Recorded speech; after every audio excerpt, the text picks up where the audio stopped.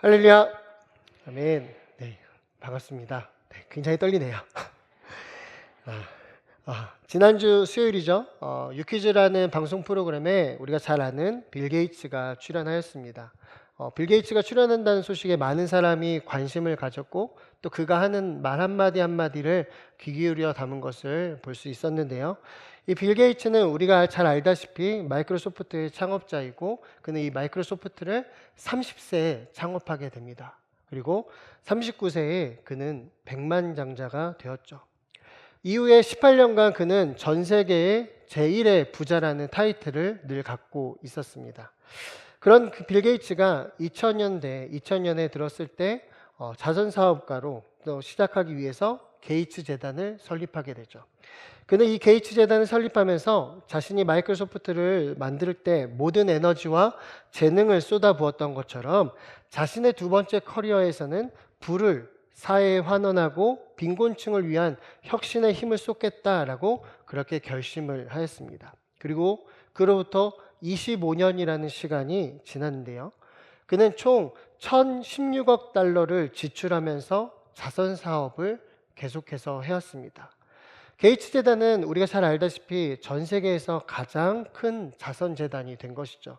그리고 그는 올해 5월 게이츠 재단의 25주년 기념식에서 자신의 사명에 대해서 이렇게 나눕니다. 2045년까지 자신의 재산 99%를 사회에 환원하겠습니다 라고 말합니다. 여러분, 그의 재산 99%면 얼마인지 아십니까? 하나로 따지면 약 280조 원이라고 말합니다. 네, 놀라지도 않으시죠? 네. 이것은요, 단순히 그의 사명을 말한 것이 아니라 그가 사람들과 약속을 한 거예요. 내가 이런 삶을 살겠습니다. 이런 삶을 25년간 살아왔고 앞으로의 삶도 나는 그 삶을 살아갈 것입니다 라는 결단이고 약속입니다.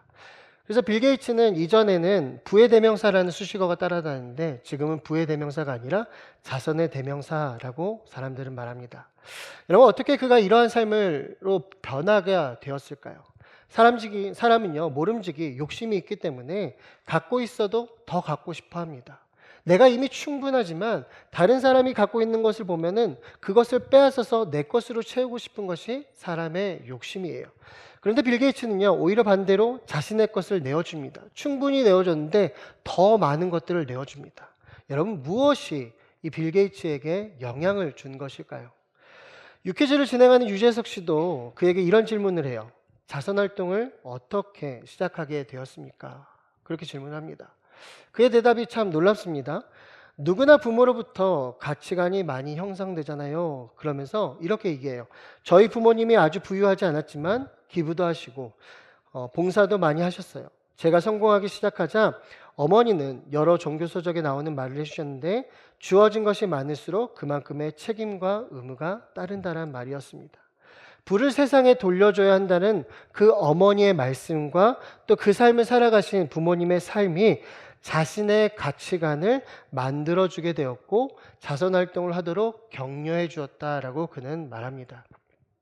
그의 자선활동을 시작하고 유지해 가는 데 있어서 중간중간 여러 가지 이유들이 많이 있을 것입니다. 하지만 시작하게 된 것, 그가 중요하게 여겼던 것은 바로 어머니의 말씀과 또한 부모님이 그 말씀대로 살았던 삶이었던 것이죠.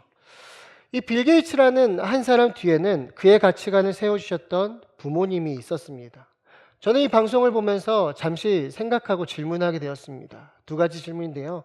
나는 자녀들에게 어떤 가치관을 만들어주고 있는가? 그리고 두 번째는 나는 자녀들에게 삶으로 무엇을 가르치고 있는가? 라는 질문이었습니다. 혹시 여러분들은 어떤 것들을 하고 계신가요? 자녀들에게 어떤 가치관을 심어주시고 또 어떤 것을 삶으로 가르치고 계십니까? 저는 이 질문과 함께 한 가지 더 질문을 해보게 되었는데요. 내가 부모로서, 믿음의 부모로서 함께 질문하게 된 것, 바로 나는 자녀들에게 어떤 신앙의 가치관을 만들어주고 있는가라는 질문이었습니다. 우리 사랑하는 여러분들은 자녀들에게 어떤 신앙의 가치관을 만들어주고 계십니까? 또 우리 성광신앙공동체의 부모 세대는 우리 사랑하는 자녀 세대들에게 어떤 신앙의 가치관을 만들어주고 있습니까? 자녀들의 삶에 좋은 가치관을 심어준 것 너무나 중요합니다. 그렇지만 가장 중요한 것은 바른 복음과 바른 정신으로 살아가는 하나님의 나라의 자녀, 하늘을 담은 그릇으로 살아가는 가치관을 심어주고 양육하는 것이 너무나도 중요하다는 것이죠. 저는 청소년 사역을 10년 넘게 해왔습니다. 많은 아이들을 만났고요. 그 아이들과 함께하는 부모님들과 만나 이야기를 나눴습니다. 부모님들에게는 여러 사연과 스토리가 있지만 결국 결론은 하나였어요. 자녀의 신앙교육이 너무 중요하지만 그것보다 더 힘들다라는 거예요. 어렵다라는 거죠. 그래서 결론은 뭐예요? 교회에서 잘해줬으면 좋겠다라는 결론입니다. 여러분 이런 이야기를 들으면요, 저희 속은 터져나갑니다.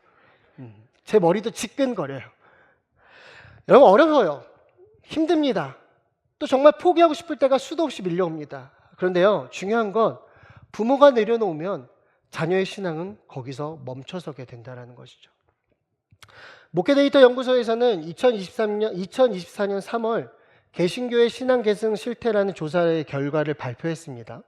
이 조사에 응한 사람들에게 자신의 신앙에 있어서 가장 영향을 준 사람이 누구냐고 물어봤어요. 여러분 누가 가장 많은 영향을 주었을 것 같습니까? 엄마, 아빠. 예, 맞아요. 어머니가 54%로 압도적인 1위를 차지했습니다. 그리고 아버지와 목회자, 교육자가 각각 13%를 차지했어요. 응답자 절반 이상이 어머니가 신앙의 모델링이라는 거죠. 예, 옆에 계신 아내를 쳐다보면서 일끔일끔 쳐다보면서 잘하라고 이렇게 좀 눈치 주시는 아버지도 계신 것 같은데, 이거는요 엄마만 가는 것이 아니라 아버지가 함께 가야 한다는 거예요. 그 뒤에 이어서 이 크리스천으로서 신앙적 성향 및 정체성에 영향을 준 가장 큰 요인을 물어봤더니 응답자 중에 66%가 크리스천 가정에서 태어나고 자란 것이라고 말합니다. 그리고 그 중에 특히 부모님이 모두 개신교인 경우가 76%로 가장 높았다라는 것이죠. 여러분 이것이 말해주는 것이 무엇일까요? 어렸을 적 신앙적 가정 환경이 너무나도 중요하다라는 것이죠. 많은 부모님들이 말합니다. 자녀들이 어렸을 때는 신앙생활을 잘했는데 커서는 왜 그 모양인지 모르겠다라고 말합니다. 뭐 이유에 여러 가지가 있겠죠. 하지만 반드시 기억해야 할 것은 내가 믿는다고 해서 자녀들에게 신앙의 전수가 그대로 고스란히 이루어지는 것은 아니라는 거예요. 자녀의 신앙은 그냥 얻어지는 것이 아닙니다. 그래서 자녀는 부모가 얻어야 할 한 영혼이라는 것이죠. 얻기 위해서는 노력해야 됩니다. 깨어 있어야 됩니다. 하나님 앞에 엎드려야 됩니다. 이를 위해서 처절하게 나아가는, 나를 깎고 나를 내리고 나를 죽이는 그런 일들이 필요하다라는 거죠. 그래야 얻을 수 있습니다. 그래서 성경을 보면 하나님 부모들에게 말하고 있어요. 명령하고 있습니다. 신명기 6장 6절과 7절 말씀인데요. 오늘 내가 내게 명하는 이 말씀을 너는 마음에 새기고, 우리 7절 같이 한번 읽어볼까요? 내 자녀에게 부지런히 가르치며 집에 앉아있을 때든지 길을 갈 때든지 누워있을 때든지 일어날 때든지 이 말씀을 강론할 것이며. 아멘. 잠언 22장 6절은 이렇게 이야기합니다. 마땅히 행할 길을 아이에게 가르치라. 그리하면 늙어도 그것을 떠나지 아니하리라. 이 신명기에서 잠언이 말씀하고 있는 건 무엇입니까? 마음에 새기고 가르치라, 강론해라, 마땅히 행할 길을 가르쳐야 한다. 그러면 너희의 자녀들은 늙어도 떠나지 않을 것이다. 이건 성경이 우리에게 약속하시는 하나님의 말씀입니다. 성경이 왜 우리에게 이것을 약속하고 있습니까? 왜 말씀하고 있습니까? 그것은 자녀가 단순히 우리에게 주신 육체적인 자녀로서 끝나는 것이 아니라 우리에게 하나님께서 허락하신 사명, 우리가 얻어야 할 한 영혼이기 때문입니다. 그리고 하나님은 이 영혼을 얻고자 우리를 도우실 것이고 우리와 함께 하실 것이기 때문입니다. 그렇기에 우리는 자녀가 우리가 얻어야 할 하나님의 한 영혼이라는 것을 믿고 담대히 나아가는 믿음의 확신이 필요하다라는 거죠. 그리고 우리는 이보다 이것을 너무나 잘 할 수 있습니다. 저는 그것을 확신합니다. 왜요? 제가 왜 확신할까요? 그것은 하나님은 일을 맡기실 때 그 일을 잘할 수 있는 사람에게 맡기시기 때문이죠. 따라서 우리에게 필요한 것은요, 내게 능력 주시는 자 안에서 내가 모든 것을 할 수 있습니다 라는 믿음의 고백을 가지고 자녀를 얻고자, 한 영혼을 얻고자 오늘도 삶의 스타일을 조정하고 그분 앞에 나아가야 하는 것이 우리 안에 필요합니다. 저는 오늘 이 이야기를 야곱의 가정을 통해서 함께 나누고자 합니다. 부모와 신앙 공동체가 자녀를 한 영혼으로 얻을 수 있다는 분명한 믿음의 확신을 가질 수 있는 첫 번째 이유는 우리에게는 하나님을 믿는 믿음이 있기 때문입니다. 저를 따라 볼까요? 나에게는 하나님을 믿는 믿음이 있습니다. 여러분, 이것이 가장 중요해요. 이것이 없이는 시작할 수 없습니다. 야곱의 할아버지는 누구이죠? 우리가 잘 알듯이 아브라함입니다. 그는 하나님의 부르심을 받고 본토 친척 아버지의 집을 떠나 약속의 땅으로 나아갔어요. 아브라함이 하나님께 받은 약속은요, 큰 민족을 이루게 하시고 복이 되게 하셔서 땅의 모든 민족을 통해 모든 족속이 아브라함을 통해 복을 받겠다, 복을 주겠다라는 하나님의 약속입니다. 왜 하나님은 아브라함에게 이런 약속을 하신 것일까요? 바로 이 아브라함을 통해서 구원의 역사를 시작하기를 원하셨기 때문입니다. 인간은 하나님의 형상대로 지음받았어요. 하지만 죄가 거듭되고 심판이 반복될수록 하나님은 죄인이 되어버린 그 사람들에게 더 이상 소망이 없음을 보게 됩니다. 그래서 구원 프로젝트를 실행하셨는데 그가 바로 아브라함이라는 거죠. 그 출발이 아브라함이라는 거예요. 하나님은 하나님을 믿는 아브라함을 통해서 그의 자손이 하나님을 알기를 원하셨고 그의 민족이 하나님 믿기를 원하셨습니다. 그리고 그것을 넘어서 열방에 있는 모든 땅의 족속이 하나님을 알기를 원하셨어요. 이것이 그들에게 주신 하나님의 복이고 죄인이 되어버린 인간을 구원하시는 하나님의 소원이었던 것이죠. 그리고 하나님은 마침내 이것을 누구를 통해 완성시키십니까? 예수 그리스도를 통해서 완성시키십니다. 물론 아브라함은요, 자신이 구원자 예수님을 오시게 하는 계보의 첫 타자가 될 것이라는 생각은 추호도 하지 못했을 것입니다. 왜냐하면 자신에게 말씀하신 그 민족을 이루고 그를 통해 땅의 모든 족속의 복을 받게 될 거라는 그 엄청난 약속은 자신의 때에는 이룰 수 없는 것이기 때문이죠. 하지만 그 약속이 내 안에 이루어지기 힘들다 해도 그는 하나님의 약속을 들은 채 그냥 머물러 있을 수는 없었습니다. 그래서 오히려 그는 자신이 해야 할 일을 생각하게 되죠. 그리고 무엇입니까? 자녀에게 자신이 믿는 하나님을 소개하는 것이었습니다. 여러분, 자녀에게 내가 믿는 하나님을 소개하는 것, 이것은 믿음의 부모들의 사명입니다. 하나님은 이 일을 위해서 우리를 택하셨고요. 민족과 족속은 그냥 이루어지는 것이 아니라 그 약속이 이루어지는 시작은 바로 내게 주신 자녀를 통해서 시작이 된다는 것이죠. 하나님은 엄원돼서 민족과 족속을 만들어가지 않습니다. 믿음의 세대를 만들어가지 않아요. 바로 하나님을 믿는 우리의 자녀를 통해서 하나님은 그 일을 시작하시는 것입니다. 아브라함은 이것을 알았어요. 이것을 믿었습니다. 하나님이 약속하신 것을 이룰 것을 내 때가 아니라도 하나님의 때에 이룰 것을 믿었습니다. 그러니 그가 할 수 있는 것은 무엇입니까? 하나님의 자녀를 구하는 거예요. 그리고 자녀를 받았을 때 그는 하나님의 믿는 믿음을 전수합니다. 여러분, 우리가 잘 알고 있는 모리아산에서의 아브라함과 이삭의 모습을 여러분 기억하실 것입니다. 우리가 읽으면서도 잘 이해가 되지 않는 것이 그 둘의 태도예요. 그림을 보시면요, 아버지는 아들을 향해 칼을 겨누고 있습니다. 그 밑에 있는 아들은 어떻습니까? 도망가고 있습니까? 아니요. 아버지의 칼을 다 받아들이고 있어요. 여러분, 이 모습이 정상적일까요? 정상적이지 않죠. 어느 부모가 자녀에게 칼을 대고 또 어떤 자녀가 칼을 대고 있는 부모 앞에서 가만히 있을 수 있을까요? 학자들은 당시 이삭의 나이가 청소년기이기 때문에 충분히 아버지를 뿌리치고 도망갈 수 있었다라고 말합니다. 그런데 이삭은 가만히 있죠. 아버지가 그를 묶어 제단 위에 올려놓고 칼을 내리치는 모든 상황을 그는 하나하나 다 받아들이고 있습니다. 체념일까요? 아니요. 그가 어떻게 이럴 수 있었을까요? 그것은 이삭은요, 아버지가 믿는 하나님을 알고 있었기 때문입니다. 그 하나님 어떤 하나님이요? 신실하신 하나님. 하나님이 자식을 번제물로 바치려고 할 때는 이유가 있었을 것이라 믿은 거예요. 그리고 그것은 바로 하나님을 믿는 신실함이 이삭에게 있었다라는 것이죠. 그리고 그의 믿음대로 하나님은 번제할 어린 양을 따로 준비하셔서 이 모든 일들을 하나님께서 이끌어 가십니다. 사랑하는 여러분, 어떻게 이삭은요 칼날 앞에서 그렇게 담대하게 있을 수 있었을까요? 도대체 하나님의 신실하심을 누가 가르쳐 준 것일까요? 여러분, 누가 가르쳐 줬을까요? 다른 사람 없죠? 바로 아버지 아브라함입니다.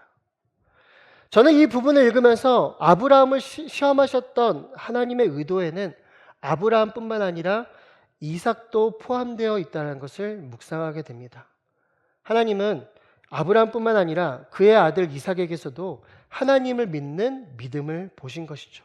그리고 그 믿음을 인정받게 되는 그날 신앙의 전수가 아버지에서 아들로 옮겨지게 되는 것입니다.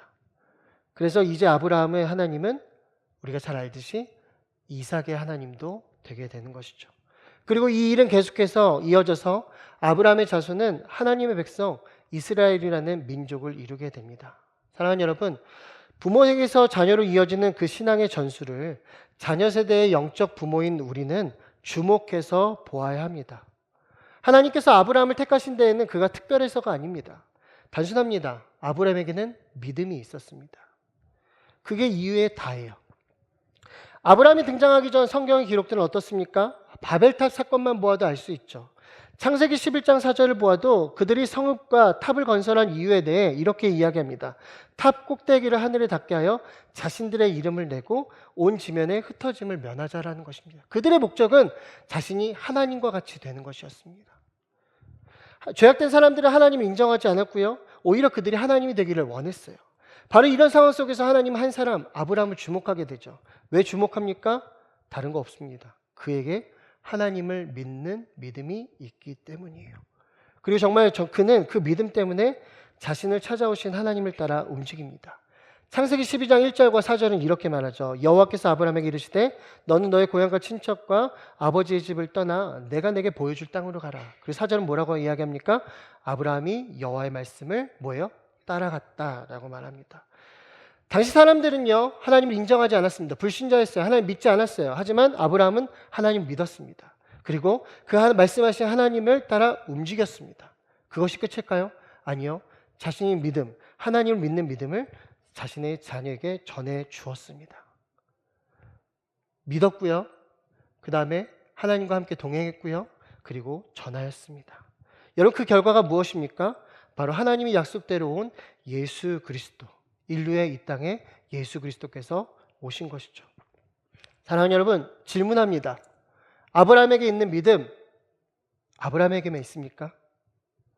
오늘 우리에게도 동일한 게 그 믿음이 있지 않으십니까? 오늘 우리가 믿음이 있기 때문에 지금 이 자리에서 예배하며 하나님께 경배하며 하나님 앞에 엎드리며 나의 자녀를 주님 앞에 맡겨드리며 기도하고 있는 것 아닐까요? 여러분, 육체적 자녀이든 영적인 자녀이든 하나님 우리에게 허락하신 자녀들이 있습니다. 그리고 무엇보다 반드시 기억해야 할 것은 하나님은 구원의 일을 절대로 포기하지 않으신다는 것이죠. 목회데이터 연구소의 또 다른 통계를 보면 청소년 100명 중에 종교를 가진 사람은 27.6%라고 해요. 그 중에 개신교가 13.6%로 가장 높습니다. 그런데 중요한 건 3명당 1명 정도는 가난한 성도예요. 무엇인지 아시죠? 현재 예배를 드리고 있지 않은 것입니다. 어려운 상황이죠. 3명 중에 1명이 예배를 드리지 않으니까. 하지만 희망적인 것은 부모인 우리에게는 무엇이 있어요? 믿음이 있다는 것입니다. 3명 중 1명이 예배를 드리지 않는 것만 보면 너무나 적은 숫자이고 현실적으로 어둡지만 아브라함 때와 비교하면 결코 작지 않다라는 것입니다. 당시 하나님을 도전하여 바벨탑을 지었던 사람들 중에 유일하게 하나님을 믿었던 사람은 단 한 사람, 아브라함입니다. 하지만 그 한 사람이 자녀에게 믿음을 전수해 주었을 때 놀라운 구원의 일이 시작된 것이죠. 사랑하는 여러분, 지금 내 모습이 어떠하든 상관없어요. 내 믿음이 연약해도 상관없습니다. 나 자신이 아니라 나를 통해 하나님께서 일하시는 거예요. 믿음이십니까? 아멘이십니까? 네, 아직도 긴장하고 있어요. 하나님 오늘도 하나님을 믿는 믿음으로 이 자리에 앉아있는 우리를 통해 구원의 일을 이뤄가고 계십니다. 자녀를 주시도록 영적 부모로 살도록 사명을 주신 데는 다른 이유가 없어요. 우리가 하나님을 믿기 때문입니다. 중요한 것은 그것이 작든 크든 하나님 그 믿음으로 일을 하고 계시다라는 거죠. 그래서 하나님은 우리의 믿음을 통해서 무슨 일을 하실까요? 어떤 일을 하실까요? 사실 우리의 믿음이 작게 보여질 때도 있지만 여러분 괜찮습니다. 부끄러울 때도 있지만 괜찮습니다. 왜요? 아브라함이나 이삭이나 우리와 별반 다르지 않기 때문이에요. 그들의 믿음도 완벽하지 않았습니다. 하지만 그럼에도 불구하고 하나님은 그들의 불완전한 믿음이라 할지라도 하나님을 인정한 부모를 통해서 그들의 자녀를 만나 주셨다라는 것이에요. 부모와 신앙 공동체가 자녀를 한 영혼으로 얻을 수 있는 분명한 믿음의 확신을 가질 수 있는 두 번째 이유는 우리가 자녀들이 하나님을 만날 수 있는 환경이 되기 때문입니다. 저를 따라 볼까요? 나는 자녀들이 하나님을 만날 수 있는 환경입니다. 오늘 본문의 주인공인 야곱, 그에게는 그의 아버지 이삭, 어머니 리브가, 그리고 형인 에서, 그리고 자신 4명이 있습니다. 야곱의 부모는요, 이삭과 리브가로서 오랫동안 자녀가 없어 하나님 앞에 기도했죠. 20년 만에 한 번에 두 아들 에서와 야곱을 얻게 됩니다.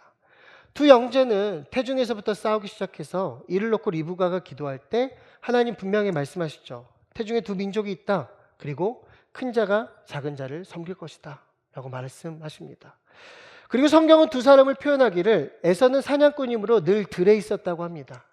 반대로 야곱은요, 조용한 사람이어서 늘 장막 안에 거주했다고 해요.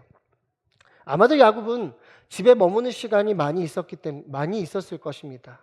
이것은 다른 말로 하면 부모로부터 하나님에 대해 듣는 기회가 많이 있었다라는 것이죠. 그래서였을까요? 야곱은 간발의 차이로 형이 되진 못했지만 장자의 명분을 귀하게 여겼습니다. 그가 귀하게 여겼던 것은 사회적으로 그 명분이 중요하기 때문 이것도 있지만 더 중요한 것은 장자는 하나님의 축복을 아낌없이 받는 자리이기 때문이죠. 그런데 법적인 장자였던 에서는 이 명분을 가볍게 여깁니다. 그리고 팥죽 한 그릇에 그 장자의 명분을 가볍게 넘기게 되죠. 그리고 그 일들은 어떻게 됐습니까? 실제가 되었습니다.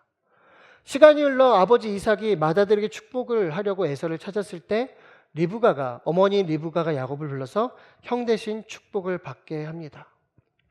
그런데 그 이유 때문에 에서는 분노하게 되고 야곱은 자기가 너무 좋아했던 부모님과 그 집을 떠나 얼굴도 모르는 삼촌 라반의 집으로 도망을 가야 했죠. 여러분, 도망을 가야 되는 야곱의 심정이 어땠을까요? 한 번도 본 적이 없는 삼촌 집으로 가는 그 걸음이 너무나 무섭고 두려웠을 것입니다. 형과 달리 장막을 좋아했던, 집을 좋아했던 그가 집을 떠나는 것이 너무나 무서웠을 거예요. 그리고 무엇보다 이것은 자신이 원하던 일이 아니었습니다. 그러니 모든 것이 갑자기 억울하지 않았을까요? 어릴 때부터 형만 좋아했던 아버지가 원망스럽고 또 아버지를 속여서 축복을 받게 했던 어머니도 원망스러웠을 것입니다. 그리고 무엇보다 큰 자가 어린 자를 섬기리라 말씀하셨던 하나님의 약속은 온데간데 없고 도대체 왜 나에게 이 도망자의 삶을 주어지겠는지 그는 두려웠을 것입니다.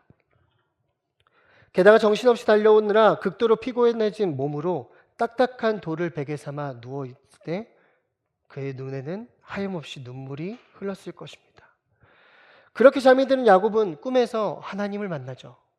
그리고 그가 만난 하나님은 할아버지 아브라함의 하나님이시고 또 아버지 이삭의 하나님이시라고 말씀하십니다. 그 하나님께서 지금 누워있는 그 땅을 야곱에게 주겠다고 약속하세요.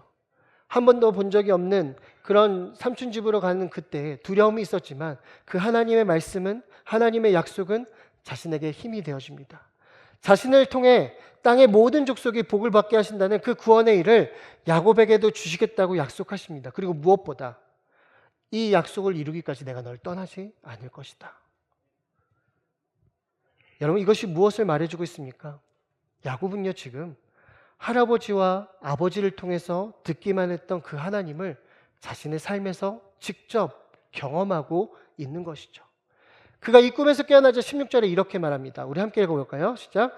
야곱이 잠이 깨어 이르되 여호와께서 과연 여기에 계시거늘 내가 알지 못하였도다. 아멘.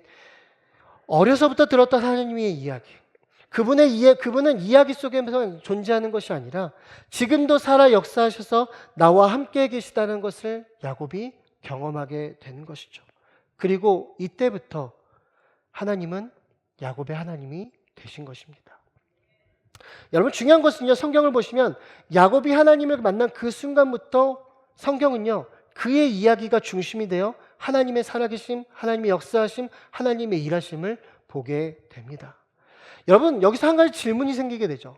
도대체 어떻게 야곱은 그에게 말씀하시는 분이 하나님이신 것을 알 수 있었을까요? 꿈에서 나타나신 하나님이 여호와이신 것을 그는 어떻게 확신할 수 있었냐라는 것이죠. 그것은 그의 부모가 날마다 삶에서 보여줬기 때문입니다. 아침에 일어날 때든지 식사를 할 때든지 같이 다닐 때든지 저녁에 누울 때든지 일상의 모든 순간에 하나님을 늘 초대했기 때문에 그 일들이 가능한 것이죠. 또한 그는 성경의 기록을 보면 야곱은 15 될 때까지 그의 할아버지 아브라함과도 함께 지냈다는 것을 보게 됩니다. 노년에 그 할아버지로부터 들었던 것, 하나님의 약속과 그것을 이뤄가시는 전능자의 이야기로 가득했을 것입니다. 사랑하는 우리 할아버지, 할머니 되시는 성도님들, 손주들을 사랑해서 손주들이 좋아하는 거 사주시고 필요를 채워주신 거 너무나 감사하죠. 물론 이런 것도 좋지만 여러분의 삶에서 경험한, 그리고 지금도 경험하고 있는 하나님을 전하는 증인이 되어주시는 것, 그것이 손주를 사랑하는, 손주를 믿음의 한 영혼을 얻을 수 있는 귀한 방법이 아닐까 생각해 봅니다. 우리가 함께 보았던 킹 오브 킹스 잘 아시죠? 아버지가 들려주는 가장 위대한 왕의 이야기, 부모인 우리가 삶에서 받은 하나님의 은혜, 경험한 예수님의 이야기를 우리의 자녀들에게 들려준다면, 그리고 그 이야기가 자녀들의 삶에서 또 경험되어지고 실제가 되어진다면, 여러분, 우리 아이들의 삶에는 얼마나 기쁘고 그 아이들의 마음은 얼마나 가슴 뛰고 벅찰까요? 이에 반해 우리는 어떻습니까? 우린 연약하죠. 우리만 연약합니까? 아니요. 야곱과 리브가도 연약합니다. 어릴 때부터 아버지는 형을 편애했죠. 어머니는 야곱을 편애했습니다. 유약한 아버지는 어머니를 동생이라 속이기까지 합니다. 뿐만 아니라 그 아버지는 하나님의 약속이 있음에도 불구하고 자신이 사랑하는 아들 에서를 축복하고자 하였습니다. 또 어머니는 어떻습니까? 하나님의 약속이란 이유 때문에 남편을 속여 야곱을 축복받게 했습니다. 콩가루 집안이에요. 네. 하지만 여러분, 아무리 콩가루 집안이라 할지라도요, 그 가정의 주인은 항상 하나님이셨습니다. 비록 온전한 부모는 아닐 수 있어요. 하지만 완전하신 하나님을 붙들고 살았기에 야곱은 그에게 찾아오시는 하나님을 단번에 알아챌 수 있었던 것입니다. 그렇게 하나님을 믿는 부모가 그 믿음의 대상이신 하나님을 중심으로 사는 것은 우리의 자녀가 하나님을 만날 수 있는 환경이 되는 것이죠. 저는 이 말이 너무 좋습니다. 부모는 자녀가 하나님을 만날 수 있는 환경이 된다는 것. 즉, 부모를 통해서 자녀들이 하나님을 본다는 말이죠.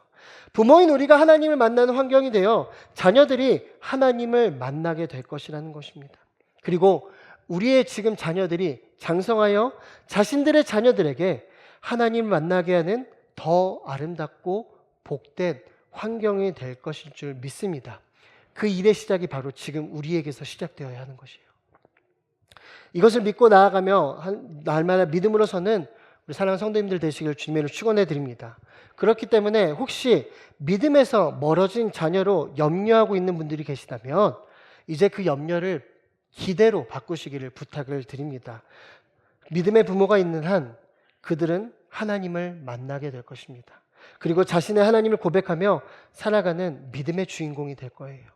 그렇게 지금 나의 모습, 우리의 가정의 모습, 우리의 자녀의 모습으로 결론을 짓지 마시기를 부탁을 드립니다. 물론 우리는 연약해요. 부족합니다. 하지만 주님은 완전하십니다. 완전하신 주님께서 주님의 때에 완벽하게 이루실 거예요. 이것을 믿고 나아가는 부모가 자녀들에게 완전하신 하나님을 만나게 하는 환경이 될 줄 믿습니다. 이 일을 위해서 늘 애쓰고 수고하며 나아가는 저와 여러분, 우리 성화신앙공동체가 되기를 주님의 이름으로 축원해 드립니다.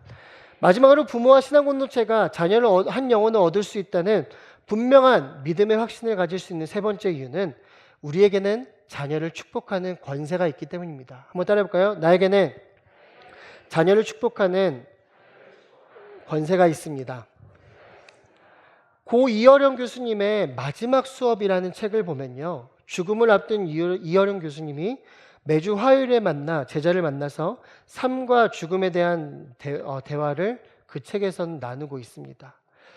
어느 날 제자가 이런 질문을 해요. 선생님, 럭셔리한 삶은 무엇일까요? 라고 질문합니다. 여러분, 럭셔리한 삶이 무엇일까요? 각자 생각하시는 럭셔리한 삶이 있으실 거예요. 그렇죠? 이현영 교수님은 이렇게 대답해요. 럭셔리한 삶, 나는 소유로 럭셔리를 판단하지 않아. 혹시 실망하시는 분 계신가요? 가장 부유한 삶은 이야기가 있는 삶이라네. 스토리텔링을 얼마나 갖고 있느냐가 그 사람의 럭셔리지. 무슨 말이에요? 똑같은 시간을 살아도 이야기거리가 없는 사람은 산 것이 아니라는 거예요. 삶에 있는 스토리텔링이 럭셔리한 인생을 만들어 간다는 것입니다. 예를 들어서 할인해서 싸게 산 다이아몬드와 또 첫 아이를 낳았을 때 남편이 선물해준 값싼 루비 반지, 어느 게 더 럭셔리할까요? 네, 대답은 하지 말아세요. 실족할 수도 있습니다. 어느 것이 럭셔리한지는 우리는 마음은 다 알아요. 그렇죠? 네. 또 남들이 보기에 철진한 오래된 스카프라도 그것을 물려준 분이 나의 사랑하는 어머니라면, 여러분, 이 세상에 단 하나뿐인 귀한 것이기 때문에 여러분, 우리의 마음은 럭셔리해질 것입니다. 그것이. 그러면서 그의 대답이 이어지는데 다음과 같이 말해요. 우리는 겉으로 번쩍거리는 걸 럭셔리라고 한다고 하지만 내면의 빛은 그렇게 번쩍거리지 않아. 거꾸로 빛을 감추고 있지. 스토리텔링에는 광택이 없다네. 하지만 그 자체가 고유한 금광이지 라고 말합니다. 스토리텔링 인생에 담겨져 있는 이야기, 그것이 우리의 삶을 부유케 한다는 말이 저의 마음을 울립니다. 그리고 나는 지금 어떤 스토리로 살아가고 있는지를 돌아보게 됩니다. 여러분, 눈에 보이는 광택은 없지만 그 자체가 고유한 금강이라는 것은 맞는 말입니다. 지금까지 많은 믿음의 부모님들이, 그리고 우리들의 부모님들이 그러한 삶을 사셨기 때문이죠. 그들에게는 불완전한 삶이 있었습니다. 또한 부족한 믿음이 있었을지도 모릅니다. 하지만 믿음의 부모님들은 자신에게 주어진 인생을 하나님과 함께 걸으려 날마다 애쓰고 순종하며 나아갔습니다. 그 결과 그들의 삶엔 무엇이 있었습니까? 하나님의 이야기가 그분들의 삶에는 있었던 것이죠. 우리의 삶도 마찬가지예요. 지금 나의 삶이 어렵고 힘들어 고난 속에 있을지 모릅니다. 하지만 고난 속에서도 하나님과 걷고자 애쓰며 나아가는 하루하루가 번쩍거리지는 않아도 금광을 캐는 아주 소중한 시간이 될 수 있습니다. 부모에게 자녀를 축복할 수 있는 권세가 있다는 것은 단순히 부모이기 때문이 아닙니다. 삶의 능력이 있어서가 아니에요. 부모의 삶에 하나님이 담겨져 있기 때문입니다. 그 부모의 삶에 하나님의 이야기가 있기 때문입니다. 야곱의 삶이 그랬죠. 그의 삶은 엄청난 스토리텔링으로 가득합니다. 형을 피해 삼촌의 집으로 도망가던 중 살아계신 하나님 만났죠. 그렇다고 그의 삶이 평탄하진 않았습니다. 잠시 머물다 돌아갈 줄 알았는데 삼촌의 집에서 20년을 살게 되고 그곳에서 12명의 아들을 얻은 아버지가 됩니다. 물론 삼촌 앞에 이용당하기도 합니다. 하지만 하나님의 도우심으로 그는 풍성함을 누리게 되었고 마침내 형에게 돌아오게 되고 형과 화해하게 됩니다. 그리고 이 모든 것 가운데 하나님께서 인도하시고 하나님께서 이끌어 가셨죠. 그렇게 야곱은 아버지가 있는 집에 다시 오게 되었고 그의 이야기는 12명의 아들 중 11번째 아들 요셉에게로 흘러가게 됩니다. 안타깝게도 인간 부모의 불완전함은 그대로 유전되어서 이삭과 리브가가 각각 에서와 야곱을 편애했듯이 야곱은 아들들 중에 요셉을 편애하게 됩니다. 그리고 이것은 형제의 갈등으로 벌어지게 되고 형들은 요셉을 애굽에 팔아 넘기게 되죠. 야곱은 자신의 아들이 죽은 줄로만 알았습니다. 요셉이 죽은 줄로만 알고 슬픔으로 수년간 살았습니다. 하지만 놀라운 것은 무엇입니까? 하나님은 이 모든 것을 하나님의 선으로 바꾸셨다는 것이죠. 하나님께서 야곱에게 약속하셨죠. 내가 너를 통해서 모든 족속을 이루기까지 내가 너를 떠나지 않을 것이다. 하나님 그 약속을 이뤄가고 계시는 것입니다. 죽은 줄로만 알았던 요셉이 어떻게 되었습니까? 애굽의 총리가 되어서 당시 고대 근동 지역에 있었던 그 흉년을 해결하게 되죠. 하나님 안에서 모든 것이 은혜로 바뀌어지게 되는 것입니다. 사랑하는 여러분, 험악한 인생을 살아간 야곱의 삶에 하나님은 항상 함께 하셨습니다. 집에서 도망쳐 나올 때도 다시 형에게 돌아갈 때도, 그리고 죽은 줄로만 알았던 요셉을 찾아 애굽에 내려갈 때도 하나님은 언제나 그와 함께 계셨고 야곱은 늘 하나님의 음성을 듣습니다. 야곱은 하나님의 인도하심 가운데 그 삶을 살아갔어요. 무엇보다 그의 모든 삶을 그의 자녀들이 다 지켜보았다라는 것이죠. 그리고 야곱은 마지막에 자녀들을 불러서 축복하고자 합니다. 그들의 삶에 이루어질 것을 예언합니다. 28절은 이렇게 이야기하고 있습니다. 49장 28절입니다. 함께 읽을까요? 이들은 이스라엘의 12지파라. 이와 같이 그들의 아버지가 그들에게 말하고 그들에게 축복하였으니 곧 그들 각 사람의 분량대로 축복하였더라. 아멘. 죽음을 앞둔 야곱이 아들들 한 사람 한 사람 이름을 불러가면서 그들의 삶에 대해서 예언합니다. 축복합니다. 그리고 그가 그렇게 할 수 있었던 것은 그의 삶에 하나님이 함께 계셨기 때문입니다. 야곱에게 수많은 단점이 있었다 할지라도 한 가지, 하나님을 붙들고 살아갔던 것, 그것이 자녀들을 축복할 수 있는 특권이 되는 것이죠. 그런 그의 인생은 하나님의 이야기로 가득한 금광이었던 것이죠. 그러니 그런 아버지가 축복하는 것은 곧 누구의 축복입니까? 하나님의 축복입니다. 그렇게 자녀들은 그 축복을 거절할 수 없는 것이죠. 이것은 진실로 부유한 삶을 살아가는 것이고 믿음의 금광을 소유한 것입니다. 그래서 우리는 믿는 부모님들의 축복에 날마다 머리 숙일 수 있는 거예요. 그리고 우리 자신들도 그들과 같이 되기를 늘 기도하며 오늘도 주님 앞에 간구하며 나아가는 것입니다. 번쩍거리는 눈에 보이는 좋은 것은 주진 못한지라도, 럭셔리한 것은 주지 못할지라도 우리의 삶에 함께 하신 그 하나님의 이야기는 남겨주기를 바라면서 오늘도 우리는 그 삶을 살아가는 것입니다. 그렇게 사랑하는 여러분, 자녀 세대의 신앙을 감당하는 것이 어렵지만, 힘들지만 자녀들을 한 영혼을 얻을 수 있다는 분명한 믿음의 확신을 가지고 오늘도 삶으로 나아가시기를 주님의 이름으로 축원해 드립니다. 혹시 우리의 가정은 온전치 못하고 깨어지고 상했는데 하시며 위축되어 있는 분들이 계시다면 험악한 인생을 살아간 그 야곱을 늘 기억하셨으면 좋겠습니다. 그의 삶은 늘 치열했습니다. 늘 고달팠습니다. 늘 힘들었습니다. 우리 중에 그 어느 누구도 야곱과 같은 축복을 줄 테니 야곱과 같이 살겠습니까? 라고 한다면 어느 누구도 손들지 않을 거예요. 하지만 그는 그 인생을 살았습니다. 여러분, 우리가 마찬가지예요. 우리도 힘듭니다. 우리의 인생은 원래 힘듭니다. 성경에 보면은 우리의 인생이 늘 편하다라고 말하지 않습니다. 세상은 쉬운 인생을 말하지만 성경은 세상의 인생이, 그 인생을 살아가는 것이 고달프다라고 말합니다. 수고해야 되고요, 땀을 흘려야 되고요, 노력해야 됩니다. 그런데 그것이 끝이라면 우리에게는 아무런 소망이 없죠. 우리의 끝은 무엇입니까? 그 수고하고 고달프고 땀 흘리는 그 인생 가운데 하나님이 함께 하신다는 것이죠. 그래서 믿는 우리들의 특권은 험악한 인생에 개입하시는 하나님을 경험하는 것입니다. 그리고 나는 연약하지만 하나님의 은혜로 살아가는 것, 이것이 오늘 우리가 살아가는 삶의 이야기가 되는 것입니다. 무엇보다 우리의 자녀 세대가 우리를 지켜보고 있습니다. 그리고 기대하고 있어요. 엄마 아빠를 보니 하나님이 함께 하시는구나. 교회 어른들을 보니, 우리 선생님을 보니 하나님이 살아계시는구나. 그럼 어떤 기대를 갖게 될까요? 내 삶에도 하나님이 함께 하시겠구나. 이런 기대는요, 책으로 배우는 것이 아니라 삶으로 살아간 부모를 통해서, 우리 신앙공동체의 어른들을 통해서 배워가는 것입니다. 사랑하는 여러분, 하나님 지금 예배하는 부모와 신앙공동체들을 통해서 자녀 세대를 축복하고 계십니다. 그러므로 부모인 우리는 자녀를 한 영혼으로 충분히 얻을 수 있습니다. 왜냐하면 우리는 하나님을 믿기 때문입니다. 하나님은 우리를 환경 삼아 자녀들을 얻어가실 것이기 때문입니다. 그리고 우리에게는 하나님의 이야기가 가득 담긴 인생으로서 자녀들을 축복할 특권이 있습니다.